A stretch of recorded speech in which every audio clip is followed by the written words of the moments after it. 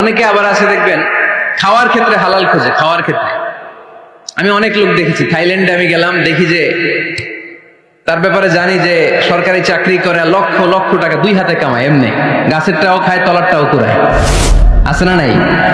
তো ইচ্ছে মতো ডানে বাই ইনকাম করে, হালাল হারাম দুইটাই খায়, কিন্তু থাইল্যান্ডে যে হালাল খাবার খুঁজতেছে। কি খুঁজতেছে?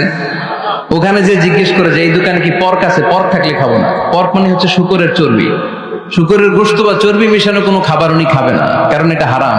আর গুড় যে খায় এটা খুব হালাল। এরকম ডাকাইতে আছে না নাই? তাহলে আমাদের মুসলমানদের সবচেয়ে বড় সমস্যা হচ্ছে আমরা খাওয়ার ক্ষেত্রে হালাল খুঁজি, কিন্তু ইনকামের ক্ষেত্রে ওই জিনিসটা খুঁজি না। এরকম আছে না নাই? না, ইউর ফুড শুড বি হালাল, ইউর ড্রিঙ্কস শুড বি হালাল, ইউর ইনকাম শুড বি হালাল, your dress up, your fashion should be হালাল, and your entertainment should be হালাল।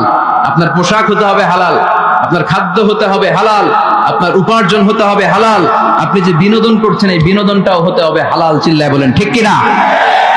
হালাল বিনোদন লাগবে।